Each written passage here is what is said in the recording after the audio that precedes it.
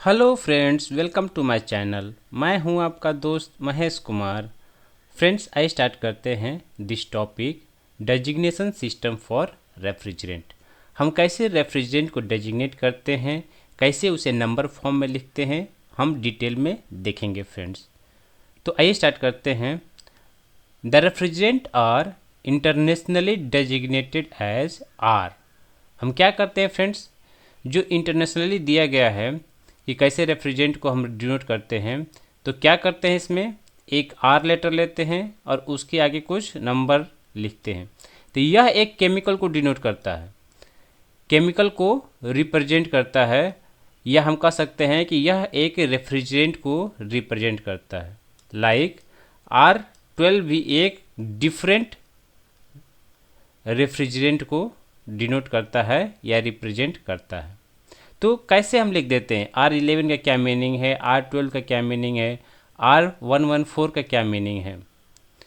Friends, हम इसको detail में देखेंगे और समझते हैं। A refrigerant follow by 2 digit like R11 R12 number indicate that refrigerant is derive from methane base. Friends, क्या होता है, एक हमारा मीथेन बेस होता है जो CH4 बेस को फॉलो करता है। इट मीन्स यह ऐसा भी हो सकता है कि एक कार्बन एलिमेंट हो, उसके साथ 2 फ्लोरीन हो, एक हाइड्रोजन हो, एक Cl हो। तो टोटल एलिमेंट कितने हो गए, 1 कार्बन हो गया एंड 4 हाइड्रोजन हो गए। इट मीन्स यहाँ पर 4 एलिमेंट प्रेजेंट रहेंगे, 2 फ्लोरीन को हो गए, एक हाइड्रोजन को हो गया, एक क्लोरीन को हो गया। तो यह क्या हो गया, मीथेन बेस हो गया। CH4 बेस को यह बताता है। सिमिलरली R114 है, तो यह क्या हो जाएगा, इफ 3 डिजिट है तो इथेन बेस को फॉलो करता है। लाइक C2H6, तो इस बेस को कैसे फॉलो कर सकता है, यह ऐसे फॉलो कर सकता है कि C2H2 Cl2F2। तो यहाँ पर टोटल एलिमेंट कितने हो गए, कार्बन के 2 प्रेजेंट हैं, हाइड्रोजन के 2 हो गया, क्लोरीन के 2 हो गया, फ्लोरीन के 2 हो गया। तो टोटल यह मिल करके 6 एलिमेंट बनाएंगे। तो यह क्या हो जाएगा, C2H6 मीन्स इथेन बेस को फॉलो करेगा। ओके, तो 2 सिस्टम हो गए, एक तो मीथेन बेस को फॉलो करता है और एक इथेन बेस को फॉलो करता है। ठीक है, आगे समझते हैं। फ्रेंड्स, जनरली जो केमिकल जो फार्मूला होता है, केमिकल फार्मूला, उसको हम किस में लिखते हैं, CmHnClPfQ। मीनिंग क्या होता है यहाँ पर कि Cm जो भी केमिकल होता है, हम उसको इस फॉर्म में लिखते हैं, CmHnClPfQ। इसका मीनिंग यह हुआ, C मीन्स कार्बन, ओके, यह कार्बन को रिप्रेजेंट करता है। H means hydrogen, okay, Cl means chlorine and F means fluorine. तो यह जो 4 एलिमेंट हैं, इससे मिल करके कोई भी रेफ्रिजरेंट बनता है। ठीक है, जो यह M है, यह क्या करता है, नंबर ऑफ कार्बन एटम्स कितना है उसको बताता है। ओके, N क्या है, नंबर ऑफ हाइड्रोजन एटम बताता है। P क्या है, similarly number of chlorine atom को बताता है, कितना क्लोरीन एटम है इसमें। एंड फ्लोरीन क्या है, नंबर ऑफ फ्लोरीन एटम को वह बताता है। सॉरी, Q क्या है यहाँ पर, Q जो है नंबर ऑफ फ्लोरीन एटम को रिप्रेजेंट करता है। ओके, तो इस फार्मूले के द्वारा जो है हम केमिकल को रिप्रेजेंट करते हैं और इसको हम डेजिग्नेट कैसे करते हैं, लाइक R11 से कर देते हैं, R12 से करते हैं, based on the chemical formula. तो जो डेजिग्नेशन है इस फॉर्म में, R11, R12, R114, इसी को हम क्या कहते हैं कि केमिकल का, रेफ्रिजरेंट का डेजिग्नेशन हम कहते हैं। हम डिटेल में देखेंगे फ्रेंड्स कि कैसे हम केमिकल को इस डेजिग्नेशन में कन्वर्ट करते हैं, किस केमिकल को किस नंबर से रिप्रेजेंट करते हैं, सब यह आएगा। ओके, नाउ हम और चीज़ें समझते हैं। एक तो क्या हो गया, ये फर्स्ट हमने देख लिया कि केमिकल को कैसे रिप्रेजेंट करते हैं, कार्बन, हाइड्रोजन, क्लोरीन, फ्लोरीन में करते हैं। इसमें दो चीज़ें होती हैं फ्रेंड्स। एक तो क्या होता है, वो सैचुरेटेड हाइड्रोकार्बन को फॉलो करता है, मीन्स CnH2n+2 को फॉलो करता है। यह क्या होता है, सैचुरेटेड रूल को, सैचुरेटेड होता है। तो यहाँ से क्या हो जाएगा, जब केमिकल फार्मूला जो है वह सैचुरेटेड होगा या रेफ्रिजरेंट जो है सैचुरेटेड केस का होगा, तो हम ये फॉलो करेंगे N+P+Q=2m+2। मीन्स जो केमिकल फार्मूला में MnPQ दिया हुआ है, तो जो एलिमेंट का वैल्यू है, नंबर ऑफ एटम्स को कैसे फाइंड करेंगे, उसके लिए यह फार्मूला है in the case of saturated case. Okay, saturated hydrocarbon refrigerant case. और इसके लिए जो डेजिग्नेशन का रूल होता है या डेजिग्नेशन का जो फार्मूला होता है, वह क्या है, Rm-1n+1Q। ओके, सेकेंड केस क्या है कि अगर रेफ्रिजरेंट अनसैचुरेटेड हाइड्रोकार्बन केस का है, तो इस केस में क्या होता है, CnH2n होता है। Okay, like C2H4। सो इस केस में क्या होता है कि डबल बॉन्ड आता है, डबल कार्बन के बीच में क्या होता है, डबल बॉन्ड आता है, इसीलिए हम क्या कहते हैं, इसे अनसैचुरेटेड कहते हैं। और इस केस में क्या होता है, नंबर ऑफ एटम्स फाइंड करने के लिए कितना जो है कार्बन का है, कितना जो है हाइड्रोजन का है, क्लोरीन का है, फ्लोरीन का है या कार्बन का है, तो इसके लिए हम यह फार्मूला यूज करते हैं N+P+Q=2m। एंड जो डेजिग्नेशन करते हैं कैसे, R, उसके बाद 1 नंबर लेते हैं, देन सेम M-1n+1Q। ओके, इतना समझ में आया। थोड़ा और हम इसे क्लियरिटी से देख लेते हैं। सेम चीज़ है ये जो मैंने अभी एक्सप्लेन किया कि saturated hydrocarbon and unsaturated hydrocarbon case, तो दोनों में क्या डिफरेंस है, दोनों सेम केमिकल फार्मूला को फॉलो करता है।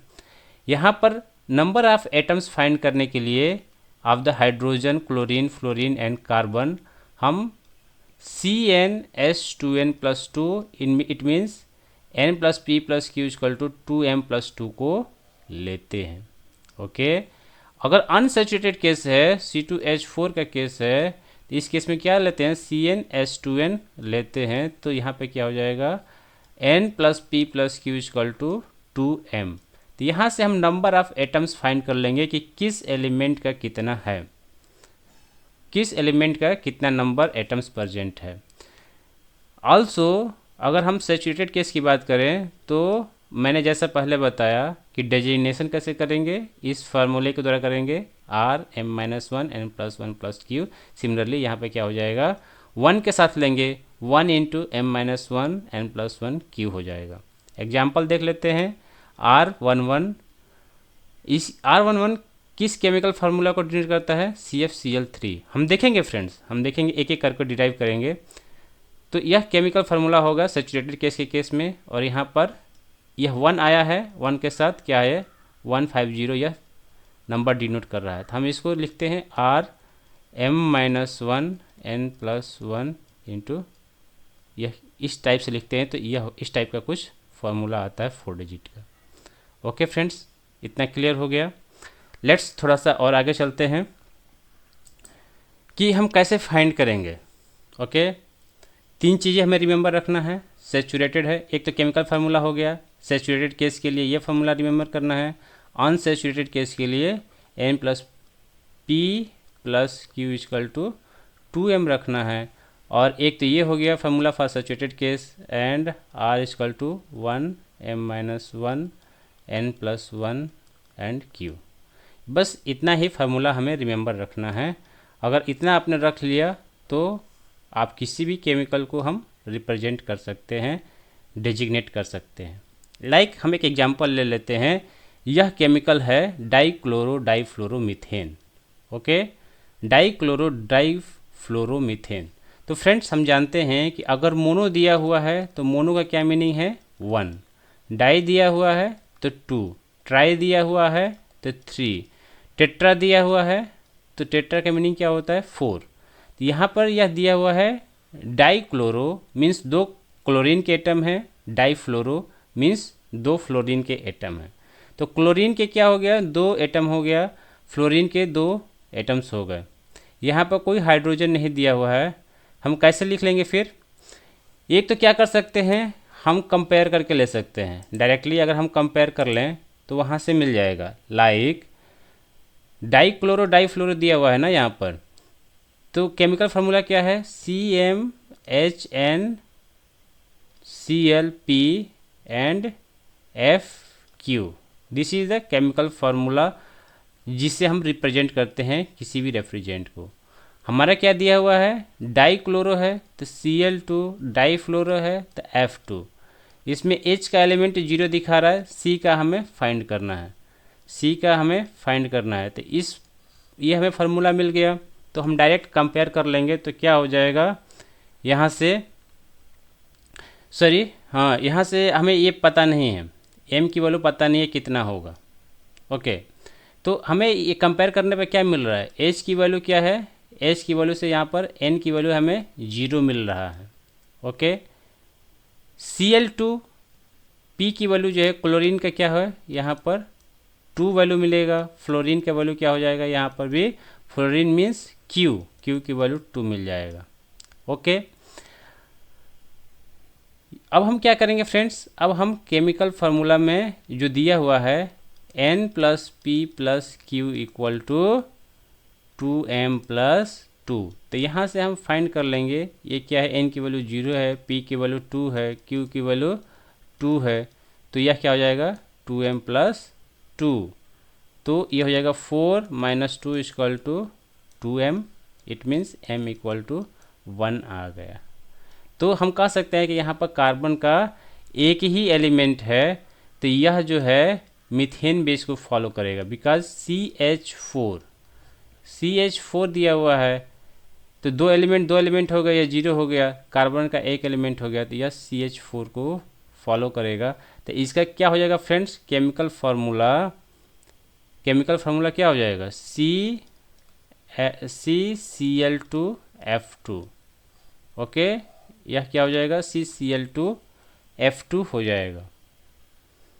ओके, यह हो जाएगा इसका केमिकल फार्मूला, सॉरी CCl2F2। हम इसको डेजिग्नेट कैसे करेंगे, हमें डेजिग्नेट करना है, हमें केमिकल फार्मूला तो मिला हुआ है CCl2F2, तो यहाँ से एक चीज़ तो ये मिल गया, अब हमें डेजिग्नेट करना है इसको।